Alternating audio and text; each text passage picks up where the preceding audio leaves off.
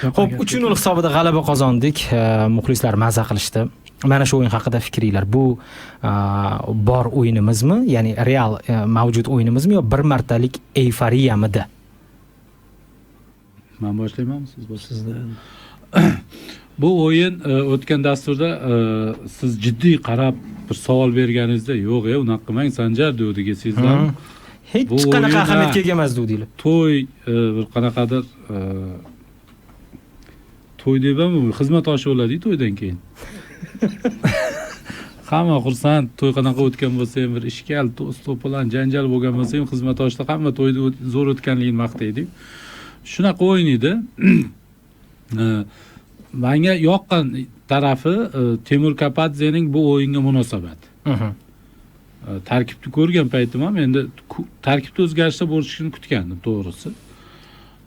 Temur Kapadze masalan 2 oy muhim o'yinga 2 oy muhlat qolganda, 2 oy qolganda terma jamoamiz qabul qilib oldi. Juda bir mas'uliyatli vaqt edi.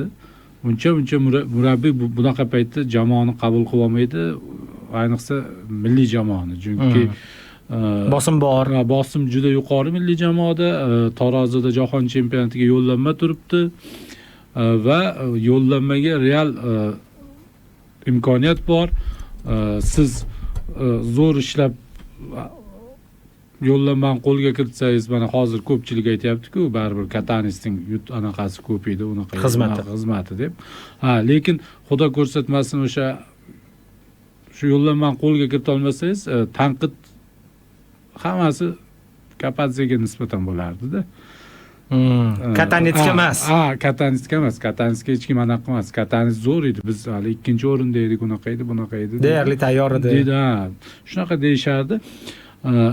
Temur bu narsani sezdi, his qildi va o'sha 3 ta o'yin, bu Qirg'izistonga qarshi o'yin, Bunyodkor stadionida, Tehronda Eronga qarshi o'yin va Abu Dabida Amirliklarga qarshi o'yinda jamoada hech qanaqa keskin o'zgarishlar qilmadi.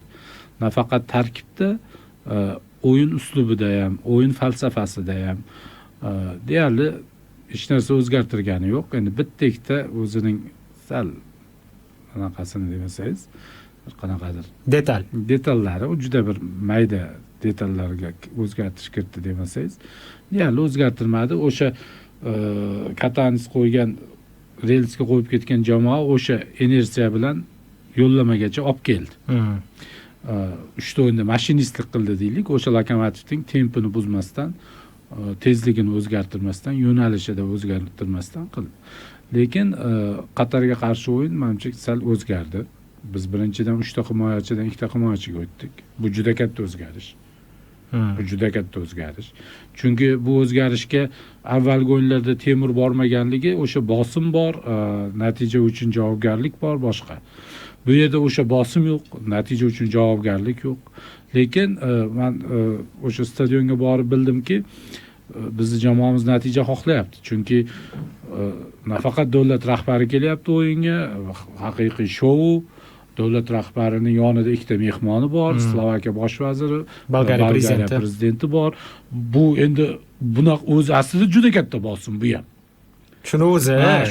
Endi tasavvur qiling, davlat rahbari kelib turibdi. Ishonib oladi. Shunaqa diplomatik korpusdan kelgan, hammaning oldida bir futbolimizni yuzini ko'rsatmoqchi, siz yutqizib o'tirsiz.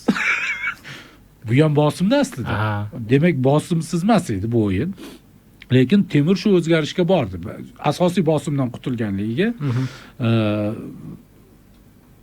jarohati bor Otabek Shukurovga dam berdi. Akmal Mazgo'y menimcha yaxshi o'ynadi, o'zini yaxshi tarafdan ko'rsatdi. Jalol ham markazga o'tirdi. Jalolni markazga qo'ydi boshida, keyinchalik baribir qanotga tortib ketdi. Biz butunlay men o'ylayman, qanaqadir Temurning haqiqiy o'yin falsafasini ko'rishga anaqa bo'ldik. Bitta o'yinda. Menimcha u jahon chempionati saralashiga tayyorlik bosqichini shu Bunyodkor stadioni Qatarda o'yin bilan boshladi. Mana shu o'yindan boshladi demoqchisiz. Shu o'yindan boshladi deb o'ylayapman. Chunki butunlay Katanisda ko'rmagan futbolimiz,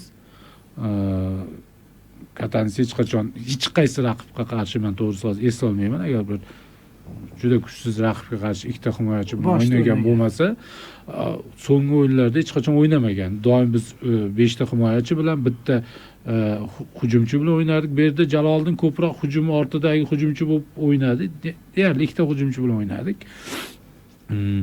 Keyin bu yerda futbolchilarga futbolchilarda ham o'sha muxlislarning oldida shunaqa hamma yaxshi kayfiyatda shuni davom ettirish ishtiyoqi ham bor edi baribir. Taktika qilib berishingiz mumkin, lekin uni baribir ijrochilar futbolchilarda. Futbolchilarda ham o'sha kayfiyat, o'sha yuqori kayfiyat hammasida ko'rindi-da. Gol ham ochyordi. Gol ham ochib, Aziz Turg'unboyev goli endi bu alohida mavzu bu. O'shandan keyin boshqa o'ynab ketadi-da. O'shandan keyin 20 daqiqa umuman 3-0 qilib ketishimiz kerak edi birinchi bo'limda. Deyarli o'sha men bir video qo'ydim, samarqandlik muxlislar olgan videoni. O'tkir ishsiz qolgan. Haqiqatan ham zerikkan. Alohida syomka qilishgan. O'tkir bir kun dam olishga haqqi bor edi. Shuncha ishladim. O'yin shunaqa bo'ldi, o'yin hisobga mos bo'ldi. To'g'ri biz ikkita golni o'yinning so'nggi daqiqalarida urdik, 80-nechinchi, 90-nechinchi. Lekin ungacha ham o'zi 3-0 baribir hech qanaqa imkoniyat, masalan, o'sha Ikrom Afiflarni bironta bir anaqasini ko'rmadik. Xavfli vaziyatlarni. Akrom orqaga ham qaytib o'yladi, majbur bo'ldi, chunki o'rtada Turg'unboyev dubl qilishi mumkin edi. O'zi gol urishi mumkin edi Eldor o'zi. Juda zo'r vaziyatlar bo'ldi-da. Uzoqdan ham bir ikkita qattiq tepishlar bo'ldi. Va o'sha ko'pincha ishonib asosiy tarkibga tushirmaydigan futbolchilarimiz ham o'zining juda nima desam, yaxshi tarafini ko'rsata oldi-da. Masalan, o'sha Aziz o'zi anaqada zo'r o'ynagan. Aziz birinchi marta o'zini joyida o'ynatdi. 7 ta joyda o'ynadi. Anaqada ham zo'r o'ynadi-da. Osiyo kubogida. Osiyo chempionatida ham zo'r o'ynadi. Keyin endi Oston qaytganidan keyin Abboslar baribir asosiy tarkibda Avstraliya muhim gol urdi, Tailandga urdi.